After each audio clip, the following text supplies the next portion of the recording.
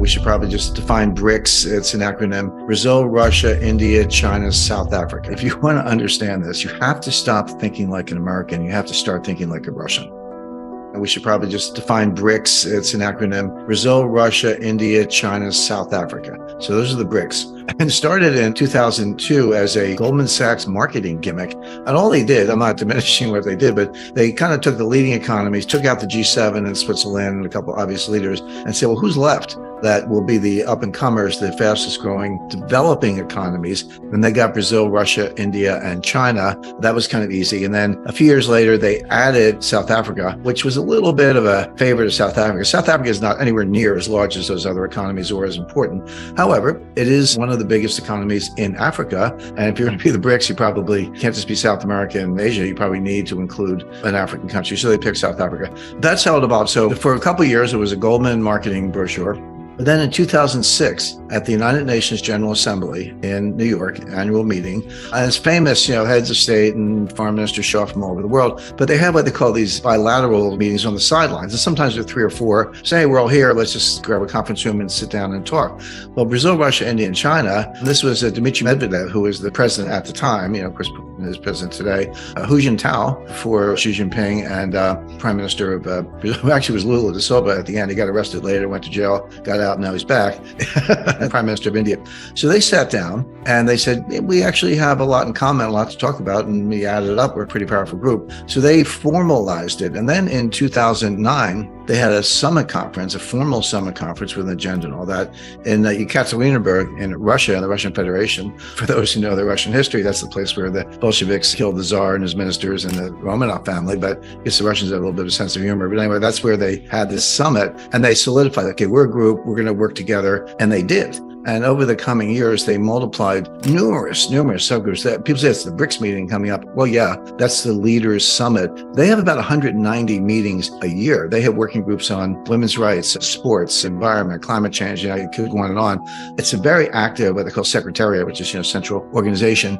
A few years later, in 2014, they formed what they call the New Development Bank, NDB. Well, what's the New Development Bank? First of all, it's got 100 billion of capital, part paid in, part callable, but it also has borrowing power with that kind of ownership and that kind of capital on the balance sheet. They've got hundreds of billions of dollars of borrowing power. They could easily get a pretty good credit rating. And the purpose is to make loans for development projects to the member countries. And by the way, there are stockholders of the New Development Bank who are not BRICS, but they're kind of in the club. Well, what does that sound like? Multilateral, well, it's the World Bank. That's exactly right. On their own terms, with their own governance. Okay, the following year, they created something called the Contingent Reserve Arrangement. Well, what's that? Again, they threw in a couple $100 billion from the members. China was the biggest contributor. Again, with borrowing power. So take a couple $100 billion times 5 or 10, that's your power.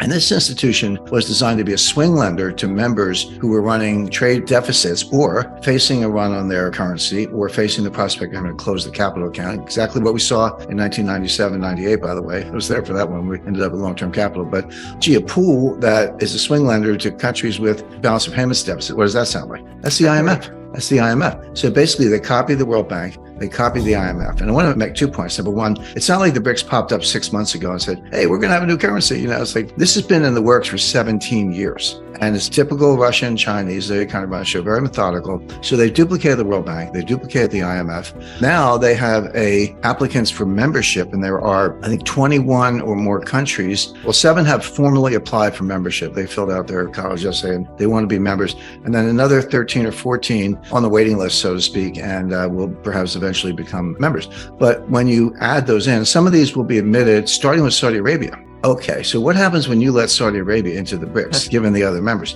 You have 2 of the 3 largest oil producers in the world, Russia and Saudi Arabia. You have 2 of the 3 largest nuclear arsenals in the world, Russia and China. You have, throwing India in and some others, you have about 50% of global population, 54% of global GDP using purchasing power parity. You can debate the method, but just if you do purchasing power parity, you get over half of GDP, 30% of the global landmass. I could go on and on. My point is, I learned development economics in the 1970s. We had something called the third world. It was Russia or, Soviet Union and the US. And then there was the third world. And all you knew about them was they were poor and get them off the runway. We actually had a runway theory of how you'd grow. Turned out to be wrong, but that's what we learned. Well, this is not the old third world. These are not basket cases. These are many of the biggest economies in the world that collectively collectively have enormous power, natural resources, gold reserves, landmass, population, military. And again, I could go down the list, but this is a bloc that is as powerful in its own way by a lot of these metrics as the collective West, which I would call, US, Canada, Western Europe, Japan, Australia, New Zealand, and a few others. So that's who this group is. Now, there are a couple other groups that may join forces with the BRICS. There's something called the Eurasian Economic Union. Everyone's like, what the heck is that? And this has been around for a long time. This goes back to the early 2000s. This was Putin's answer to the EU. He said, well, you got the EU, we got the EEU. Now it's Russia and some Central Asian republics, some Belarus and Tajikistan. I'm not saying this is France, Germany, and Italy, but it is a group that have reduced tariffs and improved trade between themselves. And there's another powerful group called the Shanghai Cooperation Organization, or the SCO, led by China. And these are mostly Central Asian republics, including Kazakhstan and Kazakhstan and some others. But they're all talking to each other. Now, what's the common denominator? Well, it's basically Russia and China. China's a member of two. Russia's the only country in the world that's a member of all three. So through pretty simple inference, you can say, hey, Russia and China are running the show. And it's very likely that when this thing plays out, and I'll talk about the thing, I realize we're glossing over that, but when this new currency plays out, that those other countries will join in. When you do that, and I found a really cool widget. It's a map of the world that's blank, and you can go country by country and fill in by color. Just click on it and give it a color. And I did that. And I was like, oh, okay, here's the BRICS. It's 5 countries or whatever. Well, here are the applicants. It has another 20.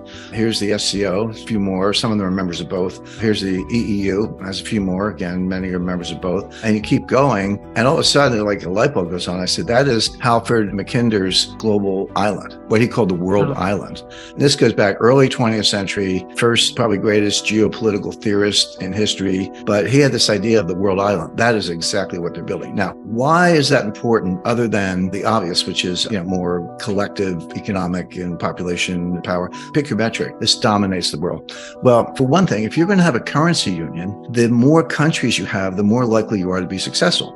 In the past year, what are the headlines? China and Saudi Arabia are talking about selling oil for yuan.